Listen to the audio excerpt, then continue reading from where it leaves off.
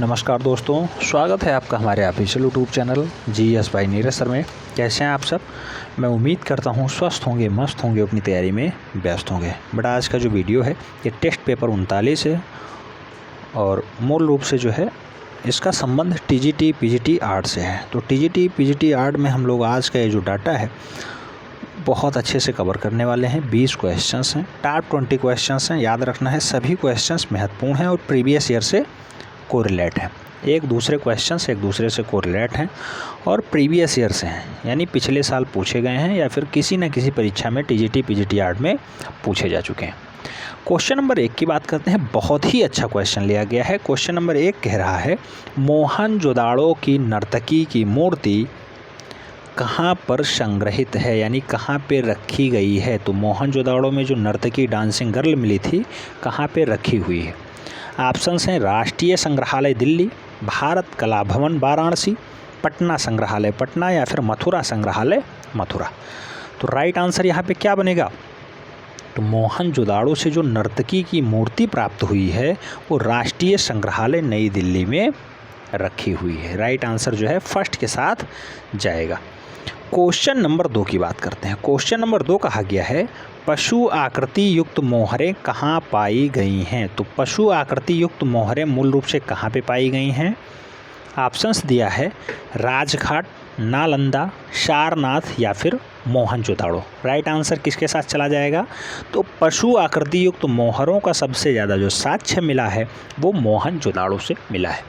सिंधु घाटी सभ्यता की कला में हमने मोहनजोदाड़ो, हड़प्पा, लोथल, कालीबंगा, रंगपुर सभी को देखा है। खासकर हड़प्पा और मोहनजोदाड़ो से क्वेश्चंस पूछे जाते हैं। क्वेश्चन नंबर 3 की तरफ बढ़ते हैं। क्वेश्चन नंबर 3 कहा गया है हड़प्पा से प्राप्त पुरुष धड़ बना है। ऑप्शंस हैं कांसे का, स्वर्ण का, लाल चूना पत्थर का या फिर बलुआ पत्थर का। तो हड़प्पा से एक पुरुष का धड़ प्राप्त हुआ है। ऊपरी हिस्सा है किस मिट्टी से बना हुआ है या फिर किस धातु से बना हुआ है, ये क्वेश्चंस कह रहा है। तो यहाँ पे जो राइट आंसर बनेगा वो लाल चूना पत्थर से बना हुआ है। राइट आंसर बी बन रहा है। क्वेश्चन नंबर 4 की बात करते हैं। बहुत पॉपुलर क्वेश्चन है बेटा, ऐसे वन लाइनर में पूछ लेगा। अगर आपको राइट आंसर आता है तो आप दे पाएंगे, अन्यथा आपका क्वेश्चन गलत हो जाएगा। तो एकदम एग्जैक्ट डाटा आपको याद रखना है। क्वेश्चंस है एलिफेंटा कहाँ स्थित है या फिर कहाँ है। तो मूल रूप से आपको राइट आंसर बताना है। ऑप्शंस में है पनवेल, रोह, थाने या फिर रायगढ़। राइट आंसर किसके साथ चला जाएगा? तो आप जानते हैं एलिफेंटा की गुफा रायगढ़ जिले में स्थित है। राइट आंसर डी बन रहा है। नेक्स्ट क्वेश्चन नंबर 5 की बात करते हैं। क्वेश्चन नंबर 5 पूछा गया बेटा बाघ की कुश गुफा को रंगमहल कहा जाता है। ऑप्शंस हैं 5वीं गुफा, तीसरी गुफा, चौथी गुफा या फिर दूसरी गुफा। राइट आंसर किसके साथ चला जाएगा? तो बाघ की रंगमहल वाली गुफा कौन से क्रम की गुफा है? चौथे क्रम की गुफा है। राइट आंसर जो है बी बन रहा है। हमने बहुत अच्छे से बाघ गुफा को पढ़ाया है। मैं उम्मीद करता हूँ आप लोग उसकी प्रैक्टिस कर ले रहे होंगे। क्वेश्चन नंबर 6 की बात करते हैं। 6 में पूछा गया अजंता में बोधिसत्व वाला पेंटिंग किस गुफा में है। तो बोधिसत्व वाल पेंटिंग मूल रूप से किस गुफा में चित्रित है? ऑप्शंस हैं गुफा संख्या 1, गुफा संख्या 2, गुफा संख्या 3 या फिर गुफा संख्या 4। राइट आंसर किसके साथ चला जाएगा? तो बोधिसत्व वाल पेंटिंग मूल रूप से गुफा संख्या 1 में चित्रित है। राइट आंसर फर्स्ट बन रहा है।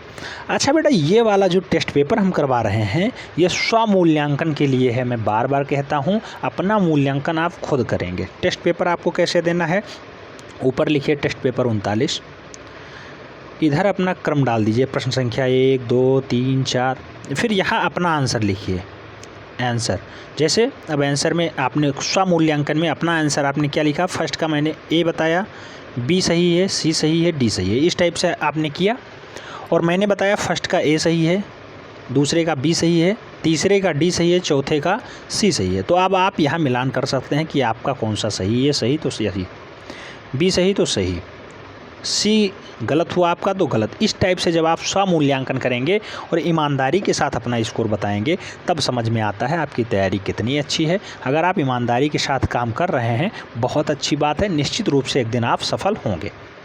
तो मैं इसीलिए कहता हूँ जो टेस्ट पेपर यहाँ 20 क्वेश्चनों का कराया जाता है, आप खुद इसका मूल्यांकन करिए, उसके बाद अपनी वैल्यू पता करिए कहाँ पे है।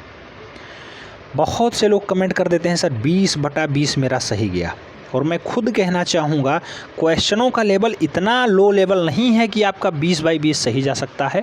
हो सकता है आपकी तैयारी बहुत बेटर हो, आपने प्रीवियस में पेपर दिया हो और आप बेटर हों, संभव भी है, ऐसा नहीं कि संभव नहीं है। लेकिन मैं कहता हूँ ईमानदारी के साथ आप लोग अपना स्कोर बताइए। यहाँ पे कोई जो है झूठ बोलने से या फिर एक दूसरे से कंपैरिजन कर लेने से यहाँ कुछ नहीं होने वाला। कुछ लोग तो कमेंट बॉक्स में बहुत उल्टी सीधी हरकत करते हैं, मैं उन्हें क्षमा चाहता हूँ। बेटा थोड़ा सा ऐसे भद्दे कमेंट ना करें तो ज़्यादा बढ़िया है। कुछ लोग आपस में चैटिंग करके और दूसरे को मतलब बैड कहने की कोशिश करते हैं, तो ये गलत बात है।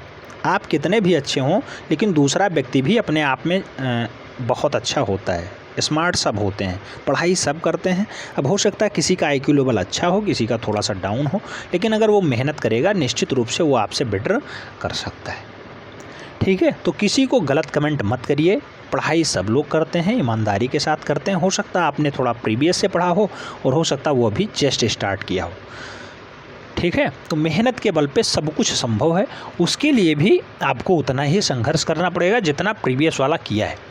तो पहले वाले की तुलना में आपका स्कोर थोड़ा सा कम इसलिए आ रहा है कि आपने अभी पढ़ाई नहीं की है। पढ़ लेंगे आराम से। टेस्ट पेपर आप 1 to 39 1 से स्टार्ट करिए, 39 तक आइए, निश्चित रूप से आपका भी बेटर स्कोर आने लगेगा। ठीक है, हम लोग बात करना चाहते हैं क्वेश्चन नंबर 7 पे। क्वेश्चन नंबर 7 कह रहा है भिक्षुक बुद्ध का प्रसिद्ध चित्र अजंता की किस गुफा में है। तो भिक्षुक बुद्ध को अजंता की किस गुफा में दर्शाया गया है, ये क्वेश्चंस पूछा जा रहा है। गुफा संख्या 1, 9, 17, 16। राइट आंसर किसके साथ चला जाएगा, तो बौद्ध भिक्षुक को दर्शाने का जो श्रेय है वो अजंता में गुफा संख्या 17 के पास है। सबसे ज़्यादा चित्रण अजंता में गुफा संख्या 17 में ही मिलता है, इसीलिए इसे चित्रणशाला भी कहा जाता है। चित्रणशाला भी कहा जाता है। क्वेश्चन नंबर 8 की बात करते हैं। क्वेश्चन नंबर 8 कह रहा है बेटा पोथी चित्रों का निर्माण किस राजवंश ने करवाया। तो पोथी चित्रण में मूल रूप से जो निर्माण कार्य है वो किसने करवाया। ऑप्शन हैं पाल, जैन, गुप्त या फिर हिंदू। तो पाल, जैन, गुप्त या हिंदू में राइट आंसर क्या हो जाएगा, तो पाल जो है मूल रूप से पोथियों पे चित्रण कार्य करवाते थे। राइट आंसर फर्स्ट के साथ चला जाएगा।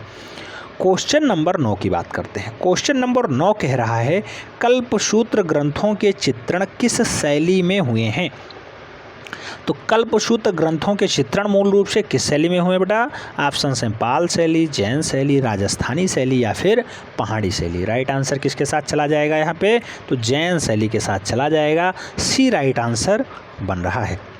क्वेश्चन नंबर 10 की बात करते हैं। क्वेश्चन नंबर 10 में पूछा गया है राजस्थानी शैली का दूसरा नाम क्या है। ऑप्शन हैं किशनगढ़ शैली, हिंदू शैली, बीकानेर शैली या फिर मेवाड़ शैली।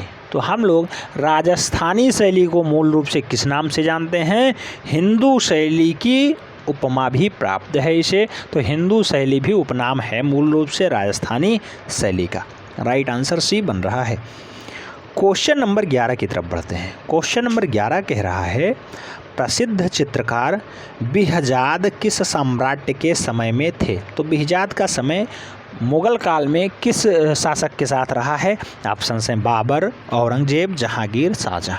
राइट आंसर किसके साथ जाएगा, आप सब जानते हैं मुगल शैली के जन्मदाता बाबर को ही माना जाता है और बिहजाद बाबर के साथ ही मूल रूप से भारत आता है, उसके साथ ही यहाँ पे चित्रण का कार्य करता है। राइट आंसर फर्स्ट के साथ जा रहा है। क्वेश्चन नंबर 12 की बात करते हैं। 12 में पूछा गया है लाल पुष्प किस मुगल कलाकार का चित्र है। ऑप्शन हैं गोवर्धन, अबुल हसन, उस्ताद मंसूर या फिर बिशनदास।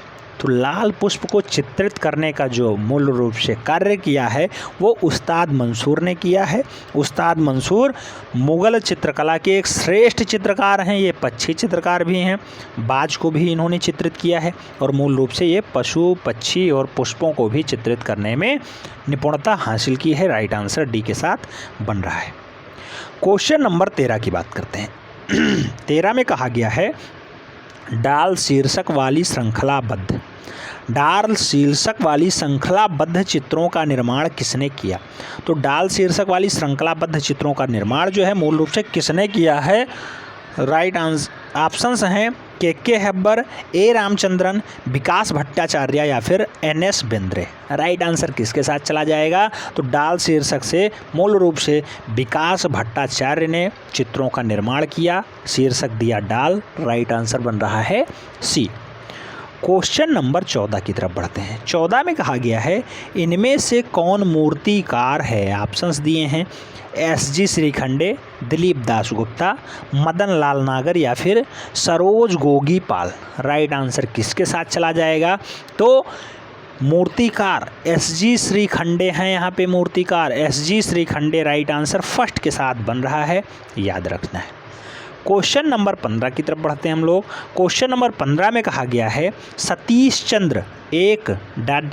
थे। क्वेश्चन को पढ़ने का तरीका यही है, ढंग से पढ़िए, उसके बाद राइट आंसर दीजिए। अब यहाँ सतीश चंद्र के बारे में पूछा गया है, क्या है? चित्रकार, रेखांकनकार, दृश्यकार या फिर छापाकार। राइट आंसर किसके साथ बनेगा? तो ये दृश्य चित्रकार हैं, मूल रूप से राइट आंसर सी बनेगा। सतीश चंद्रन का संबंध दृश्य चित्रकला से है, राइट आंसर सी हो जा रहा है। क्वेश्चन नंबर 16 की बात करते हैं। 16 में कहा गया है टाइगर इन मूनलिट नाइट। तो टाइगर इन मूनलिट नाइट नामक चित्र किसने बनाया है? महत्वपूर्ण सेगमेंट है बेटा, महत्वपूर्ण क्वेश्चन है, डबल स्टार लगा लीजिए। पीजीटी और टीजीटी में कई बार क्वेश्चन पूछा जा चुका है। टाइगर इन मूनलिट नाइट नामक चित्र किसने बनाया? ऑप्शंस हैं एफ.एन. सुजा, निरोध मजूमदार, जोगेन चौधरी या फिर गणेश पाइने। राइट आंसर किसके साथ चला जाएगा?